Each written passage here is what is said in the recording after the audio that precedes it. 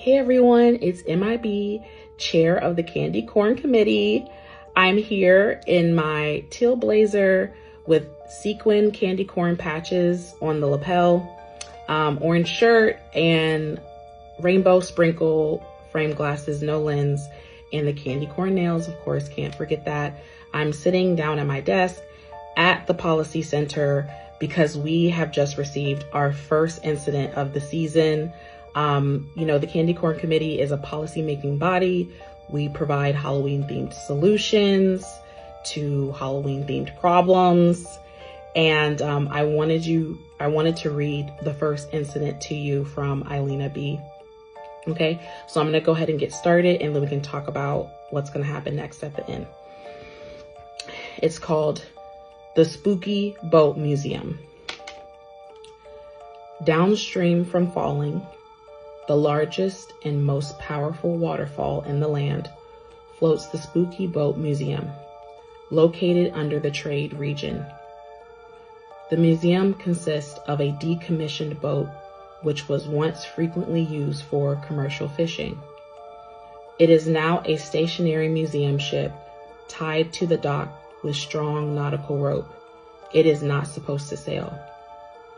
Inside the boat are framed pictures of former sailors. These mariners had since departed, but left behind terrifying drawings of creatures they believed lived deep in the lake water. Frightening figures with fangs and glowing scales were displayed beside the sailors' portraits. The museum staff gave tours inside the quarters while describing the images in great detail. The tour script was also available on electronic notepads passed out at the entrance. It is widely believed that the depictions were the result of food poisoning and nightmares. The events did take place during a time when tainted food on ships was a common issue. Some believe the visions were actual first-hand accounts historians call nightmares for believability. The museum was worn, weathered, and waterlogged, but still loved by the locals. There was consistent museum attendance year-round. It had a cozy feel despite the constant need for repairs to prevent water damage to historical documents. Where the boat sat, it was calm, still waters. Further down the river, about 500 feet past the museum, the water activity was much more turbulent. Water swirled around rocks and dead trees. Opposing currents created whirlpools. On Friday the 13th, Spooky Boat had its usual midnight hours available for those who want an extra creepy experience. Many of the faithful Spooky Boat visitors marked their calendars in anticipation for the event. A few hours before the opening, the manager noticed that a storm was forecasted for later that night. The manager thought the storm would add to the ambiance and continued with preparations. Several hours later, a crowd of 50 people waited outside of Spooky Boat on a windy September evening.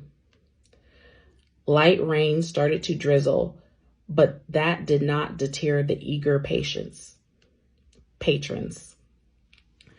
They were wrapped in sweaters outside the boat, waiting for the ramp to be let down. At 11:45 p.m., the museum staff, who are knowledgeable in local nautical history, but are not experienced sailors, officially began the midnight experience. The first 15 people were allowed on the boat. Almost immediately after the first group was let inside, disaster struck. Strong winds and thunder started howling in the atmosphere. The boat started swaying and rocking, and the strong winds pulled tight at the nautical rope. Lightning was flashing bright yellow in the sky. The staff was not sure what to do in this situation, as a storm this intense has not occurred in recent history. The boat rocking worsened, and pictures started to fall off the museum walls.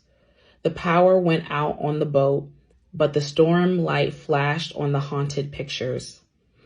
Some wondered if they were going to see the frightening creatures that night. Unfortunately, other bad things happened too. More rocks and trees started to blow and fall into the lake downstream. The water several hundred feet away was becoming violent. To no avail, the staff attempted to exit the visitors from the boat. A wind from the east pushed the boat until the anchor rope snapped. Those who were still waiting outside the boat went to get help. The boat was drifting away, and the strong current was pulling the boat towards the whirlpools. The increase of the debris and barriers in the water increased the size and number of the swirling water pools. Meanwhile, the condition of the boat was deteriorating. The fast-moving currents steadily stripped the siding off the boat and exposed the vessel to flooding. Inside the boat, the passengers were trying to hold onto anything sturdy. Some were yelling "help" in distress. 4 minutes adrift, water started to rise in the boat. Water was coming in from the roof and underbelly. On the other side of the shore, one of the passengers saw a group of people, presumably Hallow's Eve Rescue or HER. They were wearing neon reflective clothing, attempting to use ropes to save the passengers. "Over here," a museum staff member shouted towards the rescuers. The boat slowed movement forward, but the water inside rose faster. In a surprising turn of events, the flooding in the boat became so bad that the sinking was slowing down the movement toward the whirlpools. The boat was on a trajectory to pass a riverbank before falling into a water abyss. At this time, all passengers were petrified and fearing the worst. Miraculously, the back of the boat passed the riverbank, and HER was able to latch a hook onto the rear of the boat. It is unclear how they managed, but HER successfully pulled the boat to the shore and the passengers were evacuated. Next week, a meeting will be held to discuss how this incident could have been prevented and what to do better next time. Policies are guidelines to make better decisions. Procedures explain how and when to take action, and practice is a regular activity in pursuit of a goal. Keeping policy, procedure, and practice in mind, what solutions would be important moving forward? So I'm excited to hear what you think about this incident because I think we can provide some solutions to prevent this from happening again. Thank you, CCC. Have a candy corny day.